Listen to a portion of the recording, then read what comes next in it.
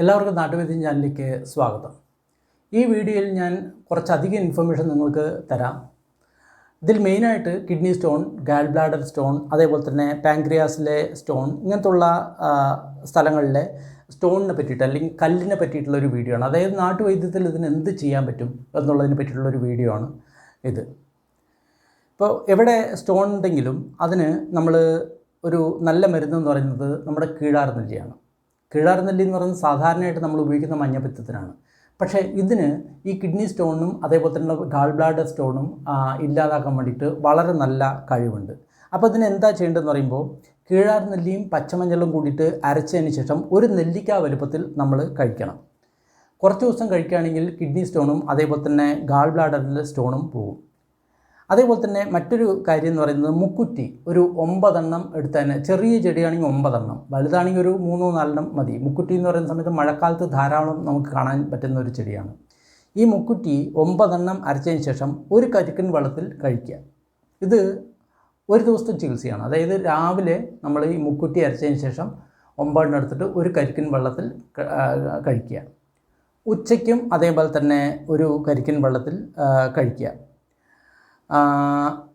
അതിനുശേഷം ഒരു 10 മണിയാകുന്ന സമയത്ത്, അതായത് രാവിലെ 10 മണിക്ക് ആദ്യം അതിരാവിലെ ഒരിക്കൽ ഇങ്ങനെ കൊടുക്കുക, വീണ്ടും ഒരു 10 മണിയാകുമ്പോൾ വീണ്ടും കൊടുക്കുക, ഉച്ചയ്ക്ക് വീണ്ടും കൊടുക്കുക, ഉച്ച കഴിഞ്ഞ ശേഷം വീണ്ടും ഇതേവരെ കൊടുക്കുക. ഈ സമയത്തൊന്നും ഭക്ഷണം കഴിക്കരുത്. അതായത് 24 മണിക്കൂറും ഭക്ഷണം നിർത്തിയതിന് ശേഷം ഓരോ കരിക്കിലും ഇതേപോലെ തന്നെ ഈ സാധനം അരച്ച് കലക്കിയതിന് ശേഷം കരിക്കിൻ വെള്ളം മാത്രമായിരിക്കണം എന്ന് ഭക്ഷണം. അപ്പോൾ ഓരോ പ്രാവശ്യം കരിക്കിൻ വെള്ളത്തിൽ ഇതേപോലെ തന്നെ മുക്കുറ്റി മാത്രം നമ്മൾ അരച്ചിട്ട് വേണം ഈ പേഷ്യൻറ്റിന് കൊടുക്കാൻ. വേറൊരു ഭക്ഷണവും കഴിക്കരുത്. ഈ ഒരൊറ്റ ദിവസത്തെ ഈ ചികിത്സ കൊണ്ട് 24 മണിക്കൂർ ഭക്ഷണം നമ്മൾ കഴിക്കാൻ പാടില്ല. അപ്പോൾ അങ്ങനെയാണെങ്കിൽ കിഡ്നിയിലെയും അതേപോലെ ഗ്ലാഡ് ബാഡറിലെയും ഇതിലെ സ്റ്റോണ് പരിപൂർണമായിട്ടും പോവും എന്നാണ് പറയുന്നത്. ഇനി പാൻക്രിയാസിൽ സ്റ്റോൺ ആണെങ്കിൽ അതിന് പറഞ്ഞിട്ടുള്ള ഒരു നാട്ടുവൈദ്യം എന്ന് പറയുന്നത് മുരിങ്ങയുടെ തോല് നമ്മൾ എടുക്കുക. മുരിങ്ങയുടെ തോല് എടുത്തതിന് ശേഷം രാത്രി അതിനെ കരിക്കിൻ വെള്ളത്തിൽ ഇട്ട് വയ്ക്കുക. അതിനെ ചതയ്ക്കണം. അതിൻ്റെ ഒരു തോല് എന്ന് പറയുമ്പോൾ ഏകദേശം ഒരു 2-3 ഇഞ്ച് എടുത്താൽ മതി, പച്ച തോല്. അതിന് ചതച്ചതിന് ശേഷം കരിക്കിൻ വെള്ളത്തിൽ രാത്രി ഇട്ട് വയ്ക്കുക. പിറ്റേന്ന് രാവിലെ അതിനെ വെറും വയറ്റിൽ കുഴിക്കുക. പിന്നെ ഒരു 2 മണിക്കൂറിലേക്ക് ഭക്ഷണം കഴിക്കരുത്.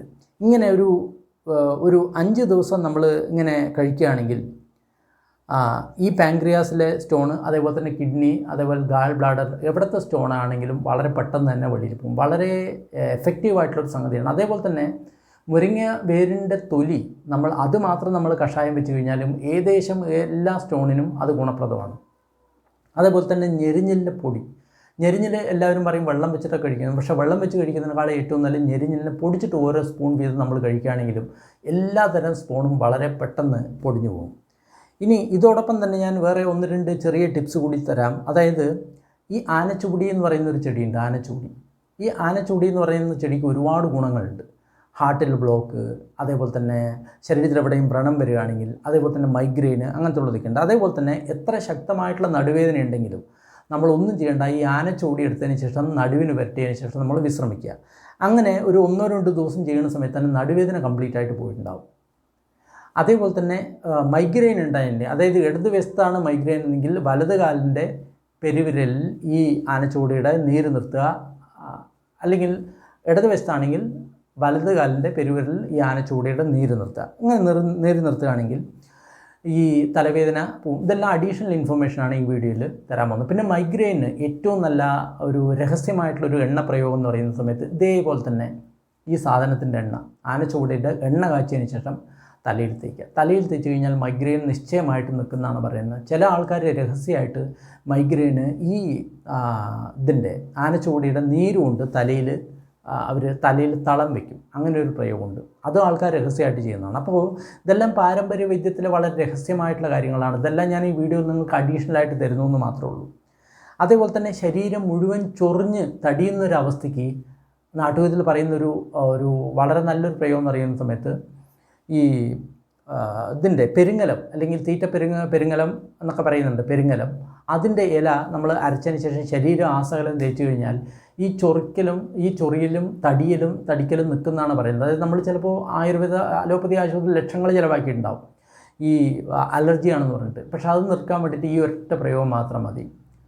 പെരുങ്ങലത്തിൻ്റെ ഇല അരച്ചതിന് ശേഷം ശരീരാസകലം തേച്ചതിന് ശേഷം ഒരു മണിക്കൂർ നിന്നതിന് ശേഷം നമ്മൾ കുളിക്കുക. കുളിച്ച് കഴിഞ്ഞാൽ ശരീരം ഈ ചൊറിയലും തടിക്കലൊക്കെ വളരെ പെട്ടെന്ന് നിൽക്കും.